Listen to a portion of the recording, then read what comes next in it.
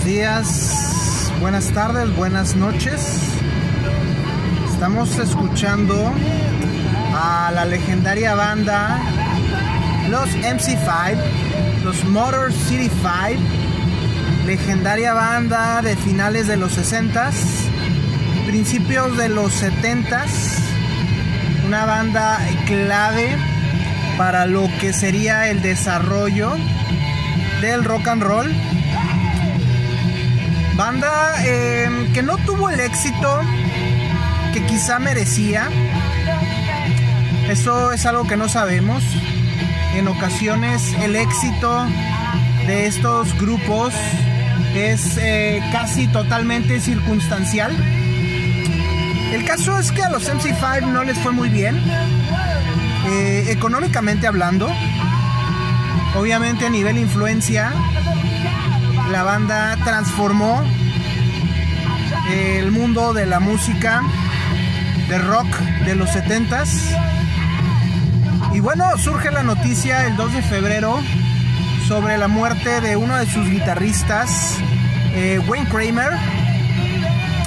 Uno, si no me equivoco, el último o de los últimos miembros de la banda activos que seguían tocando, que tenía por ahí un disco que estaba trabajando y que al parecer no lo terminó, no sé, el Heavy Lifting, un disco que prometieron hace un año más o menos. Y bueno, entiendo que circunstancias de salud ya le impidieron a Wayne Kramer poder seguir haciendo música, poder continuar creando arte, poder proseguir con esa revolución musical que habían detonado a finales de los 60s. Wayne Kramer junto a Fred Sonic Smith, el esposo de Patti Smith, pues eran ahora sí que el equipo de guitarristas de estos MC5 que tocaban, que tomaban de alguna forma la batuta, o tomaban de alguna manera la misión que habían despegado o que habían disparado originalmente grupos como James Brown, Jimi Hendrix, Little Richard. Bueno, ahora sí que tomaban la batuta los MC5, se inspiraban también en grupos como los The Who, los Rolling Stones un poco quizás, pero lo que hacía realmente diferentes a los MC5 era la influencia del jazz libre, del free jazz, de músicos como John Coltrane. De hecho, el guitarrista Rob Tyner toma el apellido de McCoy Tyner, uno de los pianistas que tocó en alguno de los discos más célebres del señor John Coltrane, la leyenda del jazz, del saxofón. Y bueno, los MC5 se lanzan al vuelo con un legendario disco en vivo. La disquera quizás no quiso invertirle mucho al grupo. Dijo, vamos a capturarlos en vivo. Era bien sabida la energía que transmitía el grupo en sus presentaciones en vivo. Y bueno, la decisión que tomó Elektra Records en aquel entonces fue publicar el legendario disco Kick Out the Jams, Motherfuckers, diría Rob Tyner.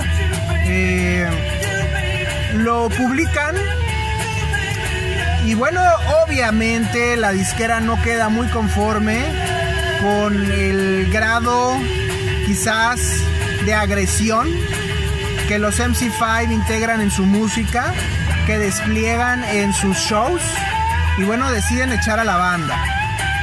La despiden, se deshacen la negociación con ellos, y bueno, ya después la banda regresaría con otro disco más adelante.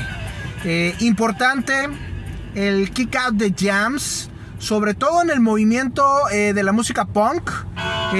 Interesante saber que los MC5 no contaban, digamos, con muchos aliados o compañeros de travesía musical en aquel entonces. Sé de algunos conciertos que hicieron con los Blue Cheer, con los Velvet Underground y con The Stooges de Iggy Pop.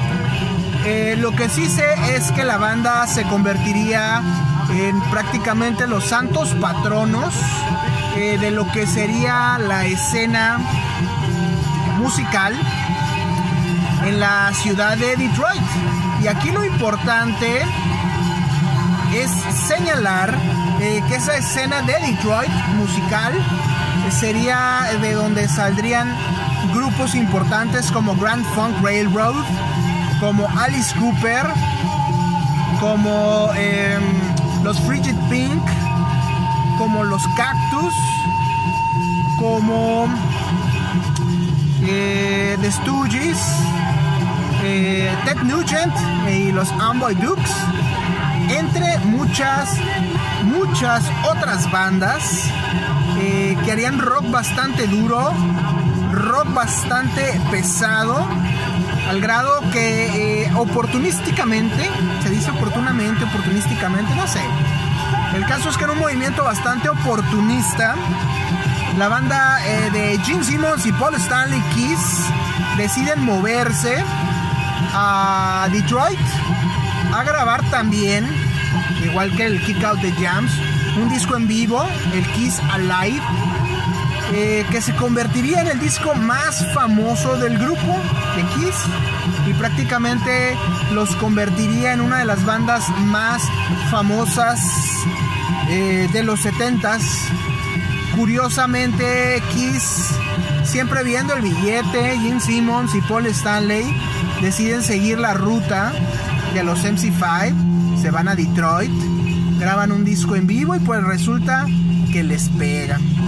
Mientras tanto, los MC5 ya prácticamente destruidos económicamente, destruidos físicamente. La banda pues era muy afín al tema de las drogas y bueno, se separan y cada quien hace sus propios proyectos. Una banda legendaria, una banda que de no existir probablemente tampoco estaríamos hablando de otros grupos como The Clash, como Black Flag o como los Rage Against the Machine. Así de grande, así de enorme, así de extensa y amplia sería la influencia de los MC5 sobre el mundo de la música rock, sobre todo.